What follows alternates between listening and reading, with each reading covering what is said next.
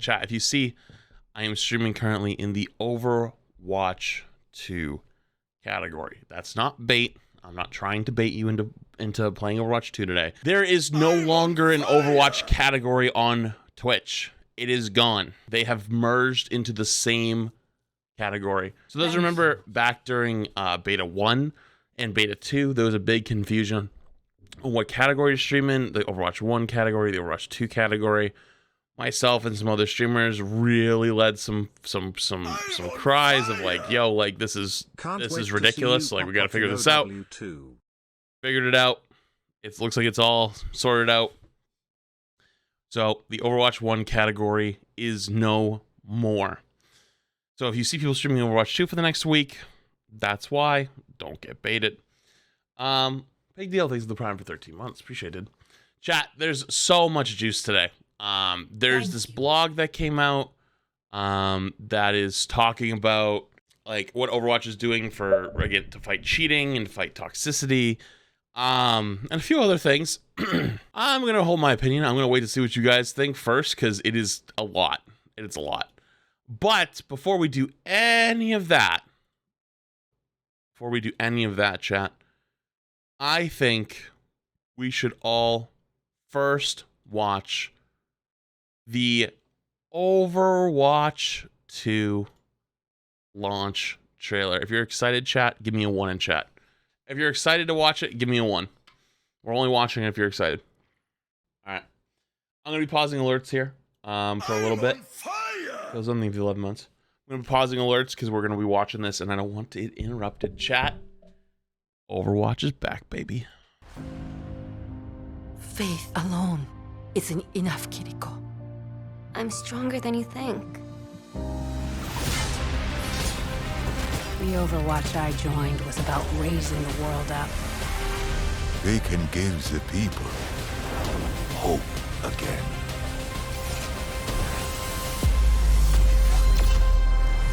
Let the Kitsune guide you!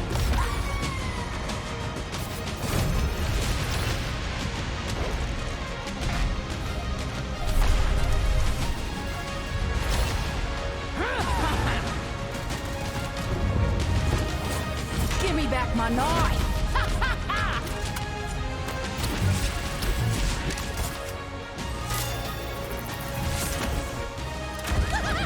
Bob, do something!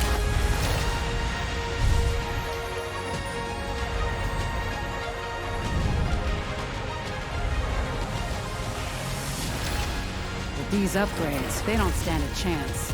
I could be pushing something right now.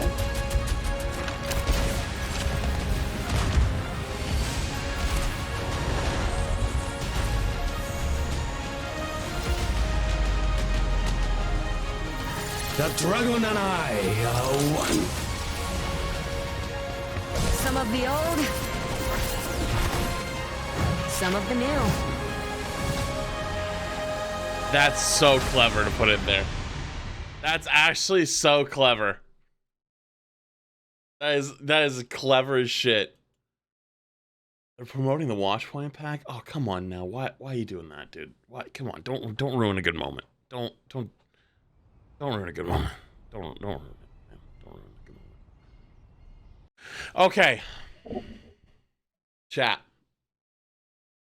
First off, by the way, we've talked about this in the past, right? Like, we're good. We don't have to talk about how these like gameplay trailers are not real, and these aren't actual players. Okay, we don't have to talk about that this time. We're all in agreement from the last time. We understand that it's not actual real gameplay like this. Bastion's not shooting his own Orisa out of fun. It's for show. Okay, we're on the same page.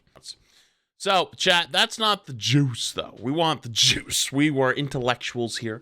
We want to be explained everything on a microscopic level to the point of boredom. Defense Matrix Initiative. Defense Matrix activated, fortifying gameplay integrity and positivity in Overwatch 2.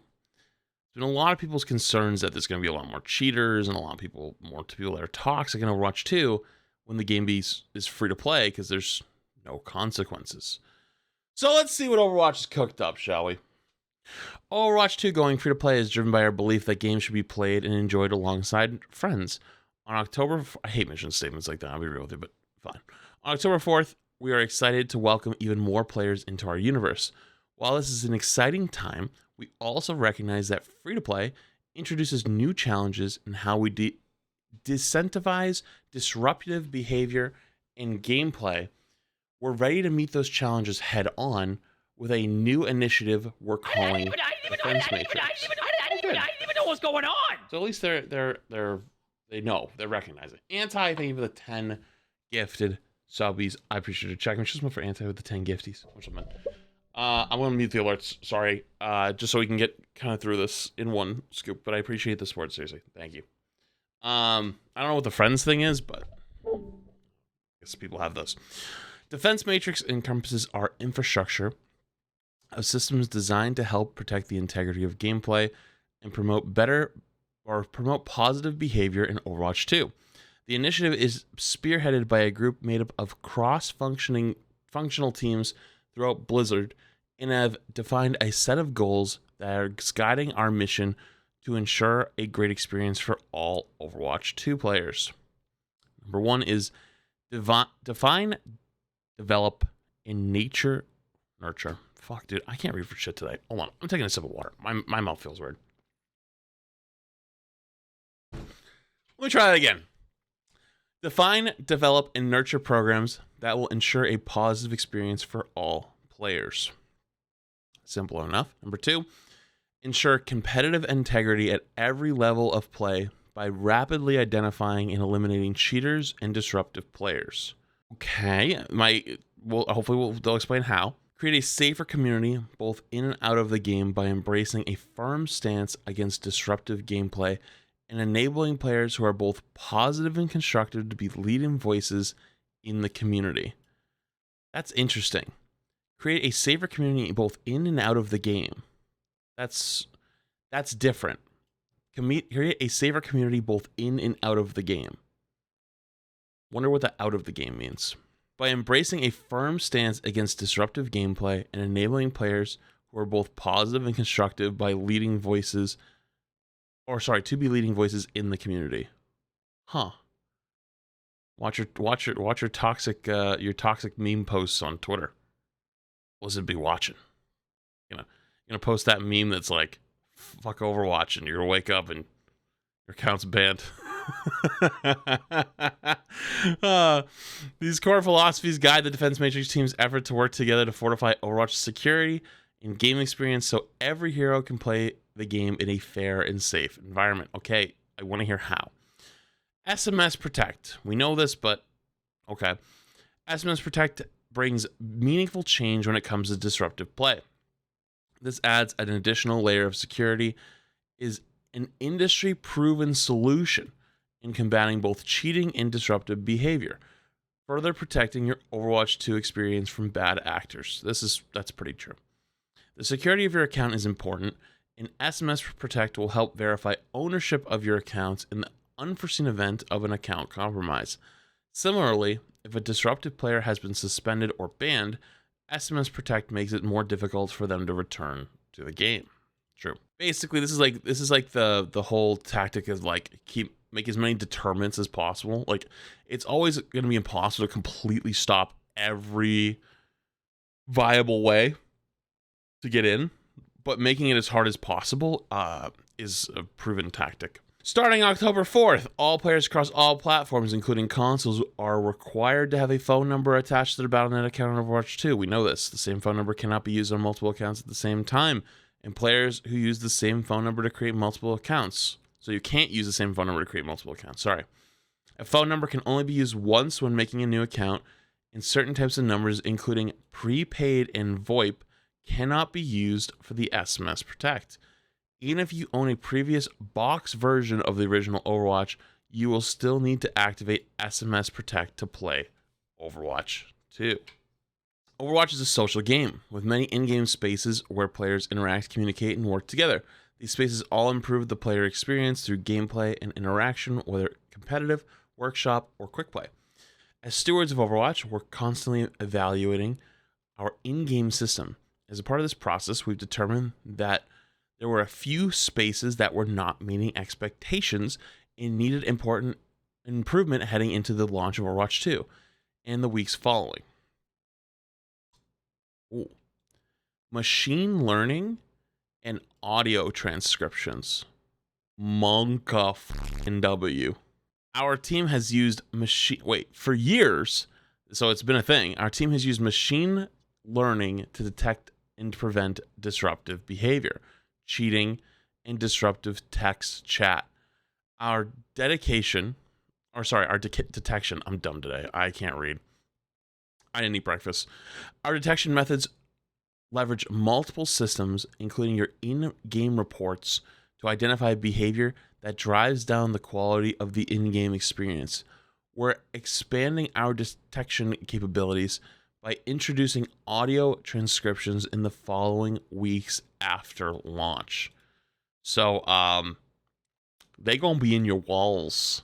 This sounds like Valorant. So Valorant has a system where it like monitors voice comms to see if people are like saying fucked up shit.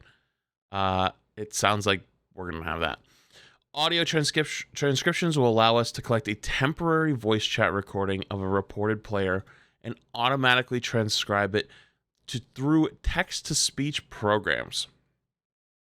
The text file is then analyzed for disruptive behavior by our chat review tools.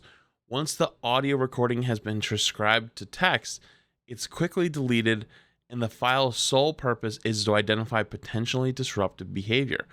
The text file is then deleted no later than 30 days after the audio transcription. Holy shit.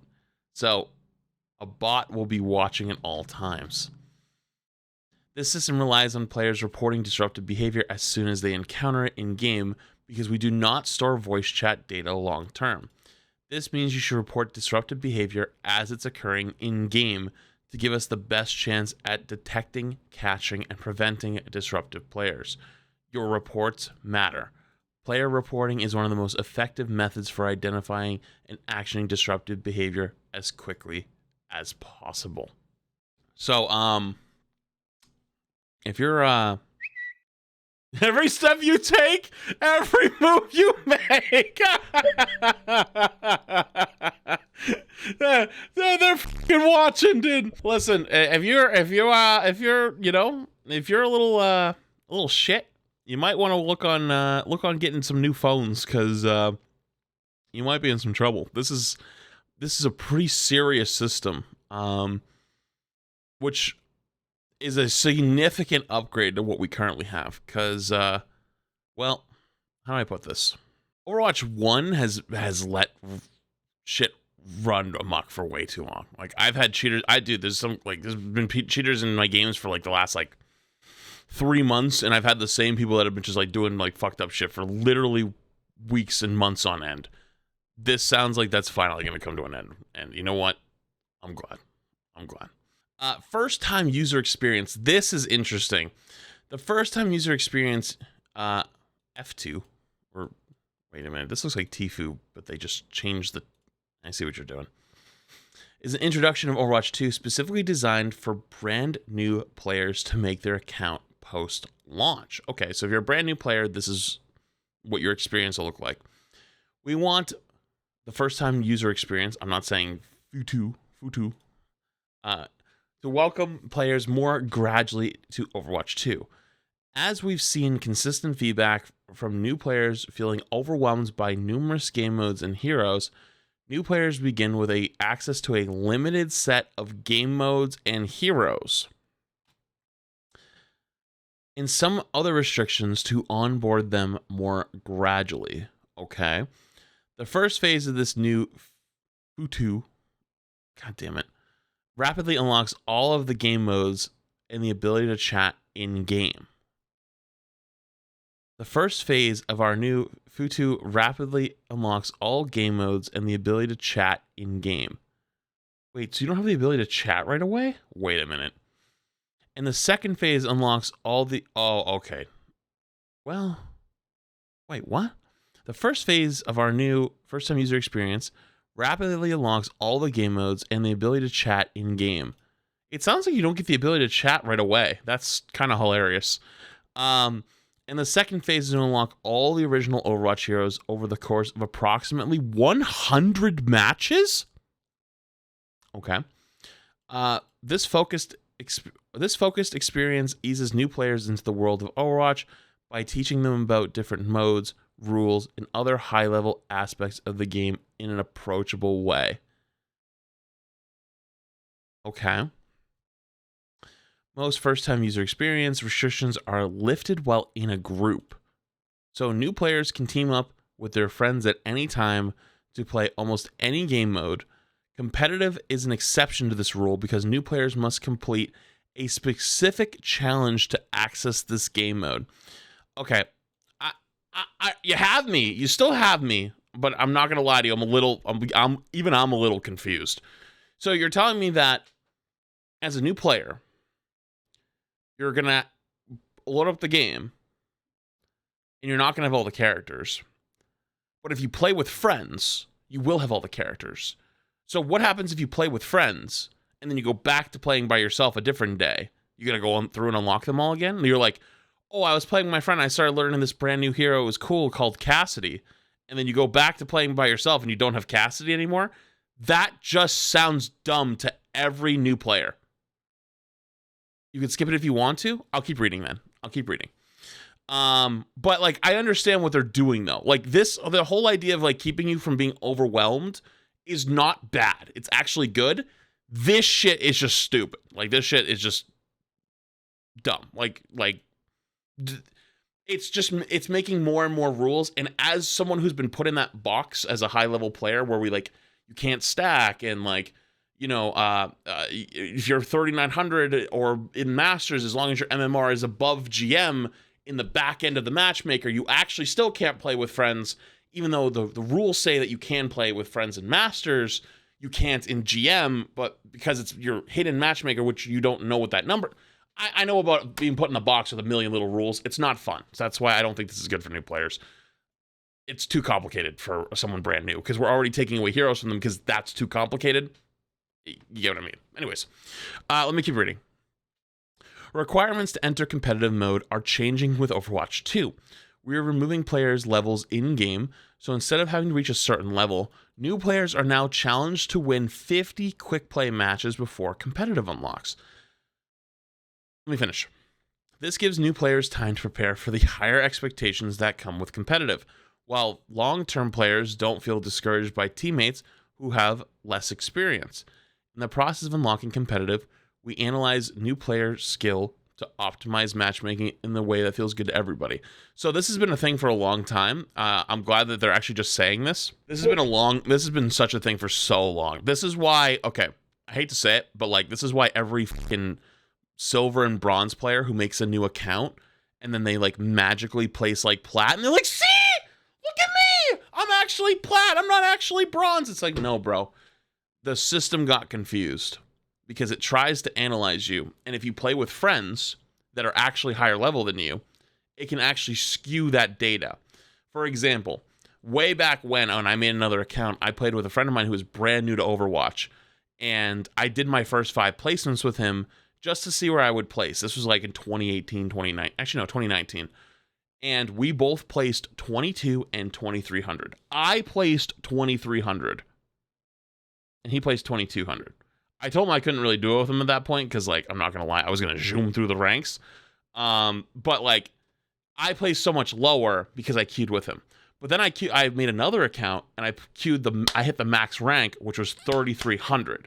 So 3,300 was, like, the cap of how high you can place if you, like, pop off in quick play like crazy and then win all 5 of your placements. People think that the placements games actually like determine where you're first going to place. No, the quick play matchmaker has done that far before you even pressed Q on your first comp game.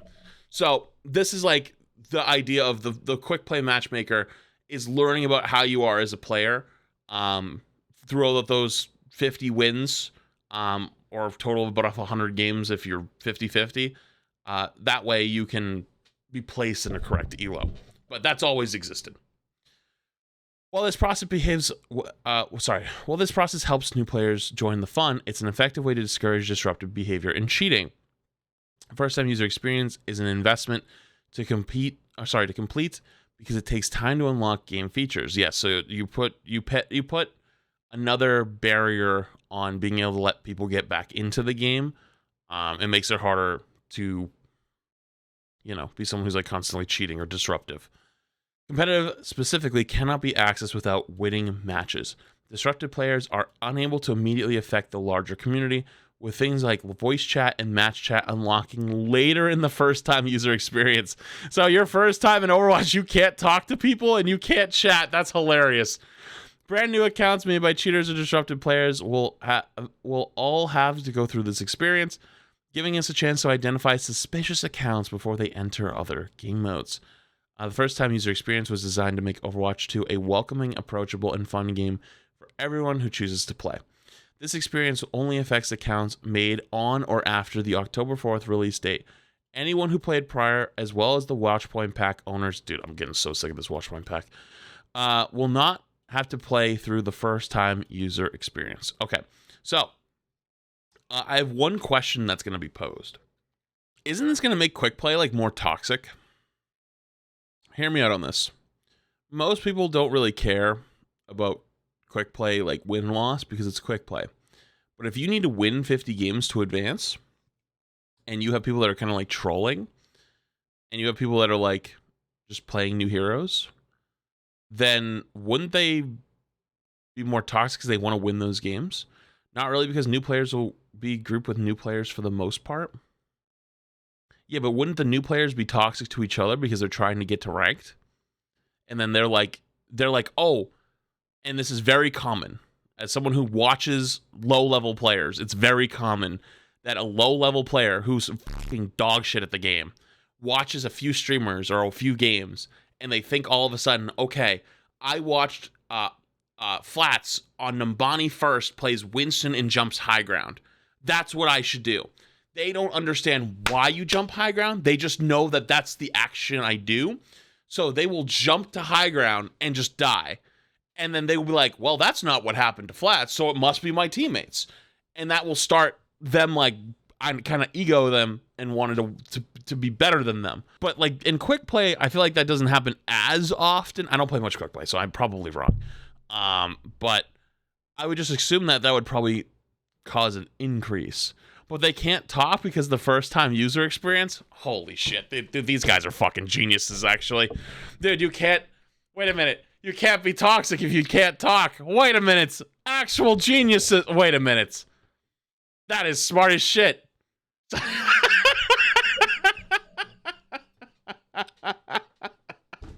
They can't fucking talk. Wait a minute. They can't say anything because they can't fucking talk. Dude, that's funny as shit, actually. That's actually funny as shit. Okay, I'm not gonna lie. I'm in. Endorsements. Okay, here we go. Endorsements. Positive interactions deserve to be celebrated, so endorsements are being optimized for Overwatch 2.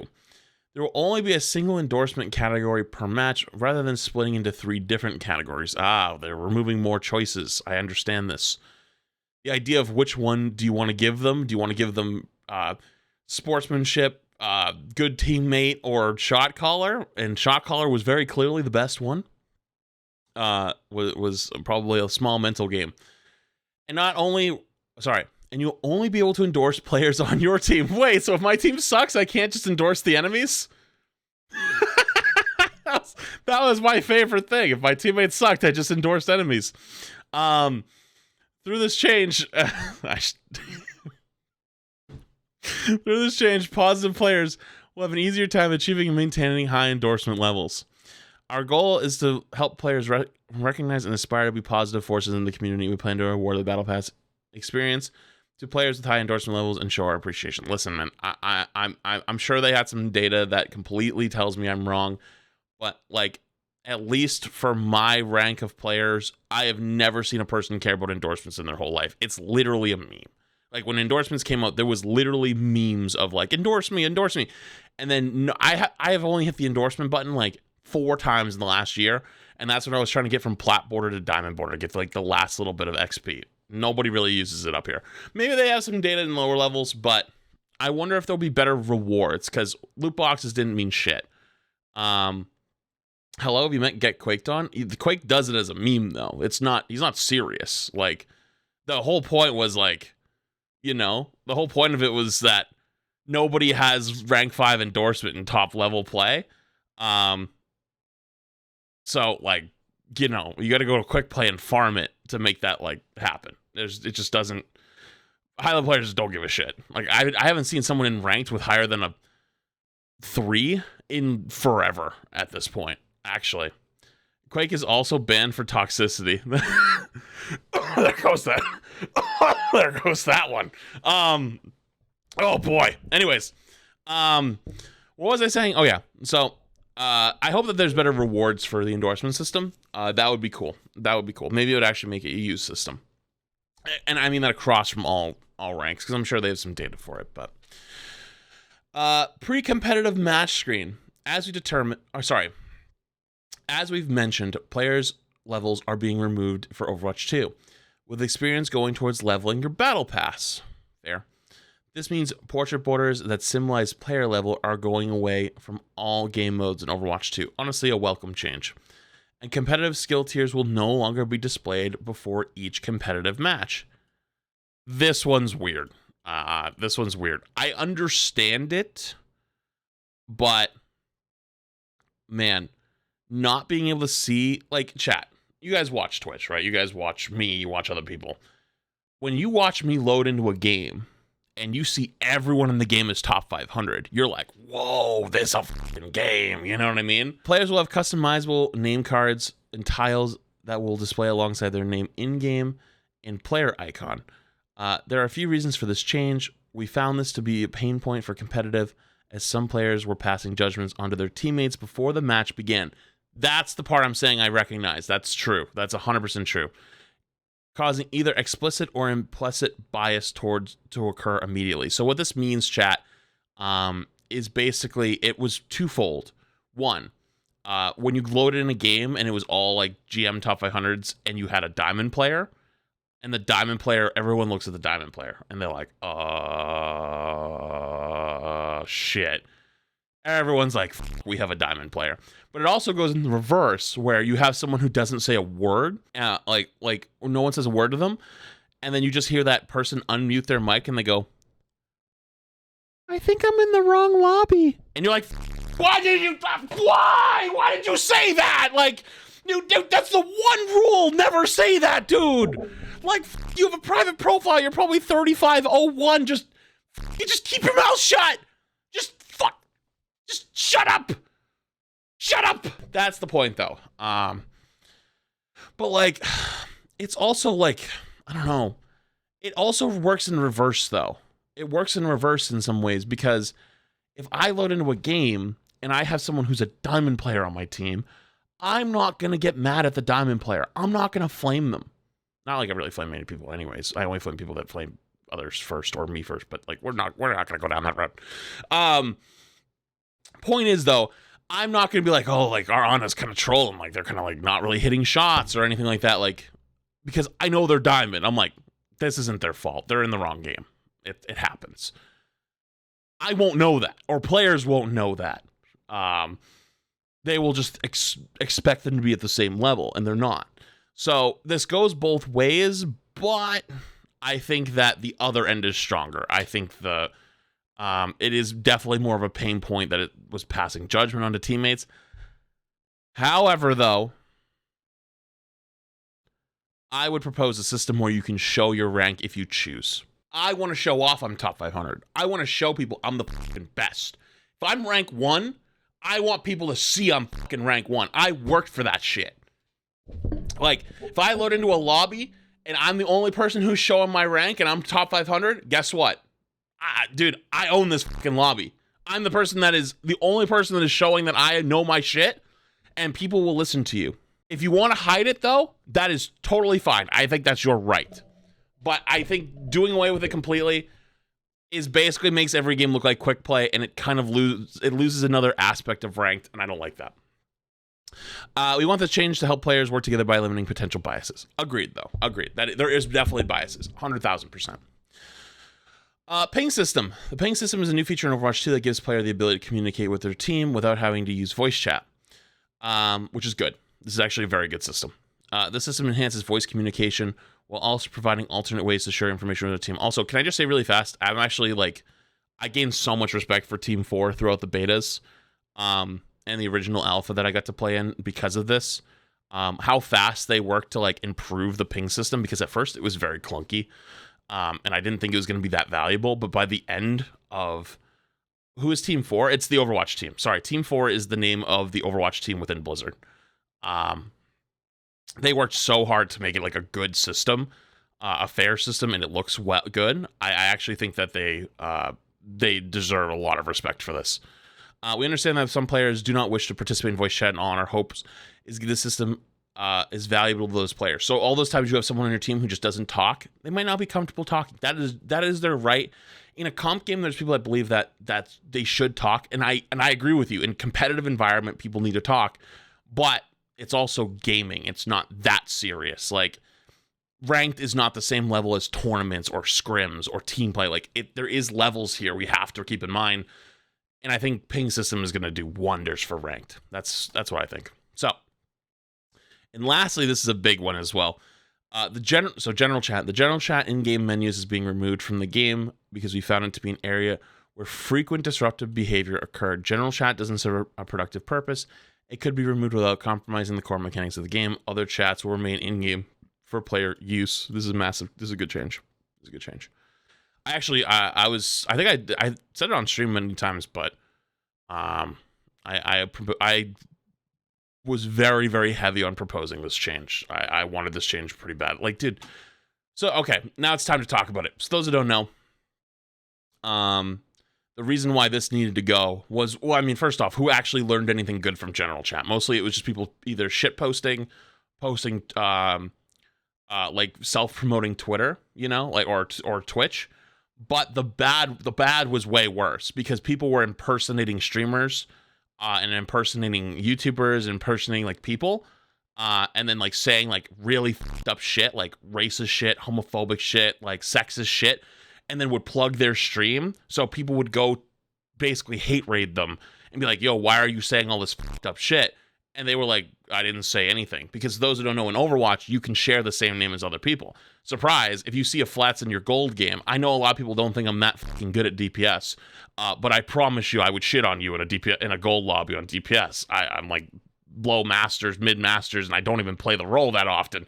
Listen, it's different between you see me getting shit on by really good players and getting shit on by the rest of the public. Listen, it's fucking different, man. I'll be the first one to say I'm not that good at it. But if you see a flats in your gold game, it probably is not me. Next up, ready? There's actually so much more juice. Holy shit. Defense Matrix Task Force is internal. Overwatch's internal task force consists of a diverse set of roles from teams across Blizzard. This includes engineers, designers, producers, researchers, data scientists, security analysts, just to name a few. That's a lot of people. Fair and positive play reaches every group within our task force, and they all had their part with bringing Defense Matrix together. Holy shit, I'm losing it today. We work as a team to conduct specialized cheat investigations and reverse engineer cheats to understand how they work, how they hide, and how they can prevent them from impacting our players. These teams also conduct targeted deep dives on player sociology to improve our disruptive behavior investigations. So, is this saying a lot without saying much? Blizzard's kind of always had this stance where they don't really talk about this kind of stuff, mostly out of a defense of themselves, because there's nothing worse to a bad guy or an investigation on a bad guy is telling them, hey, we're investigating you. That's a good way for them to go underground and you lose all your progress. So it makes sense. However, though, I think Overwatch would benefit greatly if we had some type of person or system like Apex does with hideouts, who is a public figure or some kind of public-facing something, which talks about how they've been combating toxicity, how they've been combating cheating, and basically keeping people informed and letting them know they're not sitting in their asses and doing nothing. Because unfortunately, that is the sentiment that Blizzard has set for the last 5 years, is that they just don't do anything. You'll see it everywhere on the internet. You'll always see people, whenever they criticize anything Blizzard or anything Overwatch, they're not doing their jobs. That is not true, but the problem is people don't see it. So take credit for your work. I hope to see that, like, more communication in the future. And this is, I mean, from like 2 years ago to this, like, it's unbelievable how much more communication we're getting now. So, like, it's starting to move. But I think that having someone out there that people can point to, or, you know, look towards whenever things aren't going well. Like, I remember Apex had a big cheater problem. Apex's servers got, like, hacked and taken offline. And people were looking for answers, and Hideouts was a person that they turned to for answers, and he was constantly updating people on how they were fighting back, and took the servers back, and talked about what the breach was and how the breach happened, and what they've done to, like, and they're working on, like, fortifying it so it doesn't happen again. Those are things that kept people confident in Apex and confident in the future of the game. You can't sit there and just keep saying over and over, well, we're looking at it. Like, people don't believe you. Like, it's the same thing with, like, reports and stuff. Like, if someone gets reported 1 million times and you just keep getting here, we're looking into it, and, like, nothing ever happens to them, you're just going to think they're bullshitting you. You know what I mean? Like, that's just the sentiment of what happens. That's the truth. And I understand the back end on their side. That's not true. They are doing something, but I don't see it, or whoever is the public doesn't see it. Then it's not true to us. It's our own perception. And I think that's something that needs to be taken into account, is the perception not only of one side, but the perception of others. So, anyways, good to see that they're actually taking this serious. External. Defense Matrix task force spans further than the Overwatch team and Blizzard Entertainment. Our external task force includes a broad range of involvement throughout Activision, Blizzard, King, and extending beyond. Overwatch has studied the effects of cheating and disruptive behavior across multiple Activision, Blizzard, King franchises. In addition, we're working with external partners and security vendors who design anti-temper, anti-cheat, and anti-reverse engineering technologies. Wow. We're also taking a hard stance on encouraging positive behavior and combating disruptive players. Blizzard is a founding member of the Fair Play Alliance. Don't know what that is, but maybe I should look. They're going to explain it. A global coalition that empowers people in the games industry to share best practices, knowledge, and tools to create fair and inclusive spaces in gaming. We work with developers across the industry on how to approach prevention and penalization for disruptive behavior while rewarding and encouraging positivity in Overwatch 2, as well as other Blizzard games. Raising our APM for Overwatch 2. Overwatch 2 gives us the chance to continue to level up and iterate on our systems to combat disruptive behavior and cheating in ways that a simple update wouldn't allow. SMS Protect will secure the accounts of all players while combating banned players from creating new accounts to further pollute the experiences of others. This is a big sentence. To further pollute the experience of others. So when Overwatch 2 hits, there is going to be a massive influx of people that are asshats. It will happen. There's nobody that can stop that. You could have every system in the world. It's going to be impossible to stop. But the idea is that there's so many ways of prevention to keep them getting back in, is they might have gotten into the bar the first time, but then when they get kicked out, it's much harder to get back in. And be able to keep thinning out the herd of those bad actors that you don't want in your game and protect those players that are actually valued and that are good people. So, our chat tools are being upgraded to catch disruptive language and audio transcriptions that will enable the team to enact on abusive voice chat. Cheating protocols are expanded to help us detect, counter, and prevent cheating in Overwatch 2. And all these changes will occur when the game launches on October 4th. Defense Matrix is an important milestone for our anti-cheating and disruptive behavior plans for Overwatch 2, as the game grows. So will our efforts maintain... As the game grows, so will our efforts to maintain the long-term health of Overwatch. We'll constantly be working to improve and grow our defense matrix to ensure that Overwatch 2 is a fun, fair, and safe game for everyone. So, the only concern I have for this is, can the bot detect the difference between sarcasm and people like joking with each other, and people that are serious? That's a great question, because if me and Emon get into a game and he does something to troll me and I go, oh, fuck you, dude, is it good? And somebody reports me in that game, am I gonna get fucking banned? You know, I think the bot only flags for manual review. I don't think that's what that said at all. I think it said that it was automated.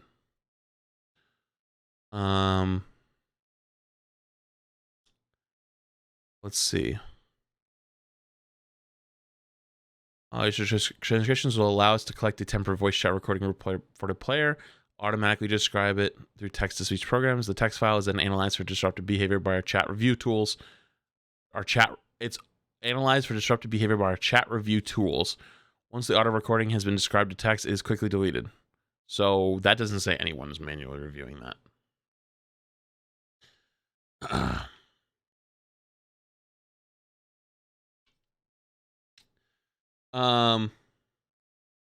Yeah, I don't know. I honestly don't think that's manual. So, good news. Overwatch is stepping up its game and is starting to take this toxicity problem seriously, and stepping up its game to hopefully be able to deal with the cheater problem as well. It's not just recognizing language, but recognizing the context and overall conversation. Reports help identify when players are being abusive and help improve our machine learning AI. So I wonder what the system will be if it makes mistakes. Like, I wonder if there's going to be like a good and fair review system. I mean, I don't even know if it'll make many mistakes, because machines are really fucking good. Like, trained machines are so good at jobs. It's insane. But we'll see. At least they're taking it serious. I think this first time user experience is like smart. This is like gigabrained. But at the same time, a little bit Papega with like the whole playing with friends. It's lifted, but what happens if you go back to playing it by yourself? Is it taken away again? Like, those types of things aren't explained. I think clarification was definitely needed on that. Because you need to win you need to win 50 games to get comp. And, I highly doubt anybody's winning 50 games in a single session of quick play with their friends. Who play? I mean, I forgot Emong exists, but I was gonna say who plays 50 games in one session. But, anyways, at least they're trying to fight against cheating toxicity. They're putting up a lot of barriers so that if you do get banned, it's harder to get back in. So it keeps people from. I mean, obviously, like, you're going to have a few chances. Like, if you have a cell phone and then you have your mom's cell phone and your dad's cell phone, and they let you use it, like, you do have technically a few chances, I guess.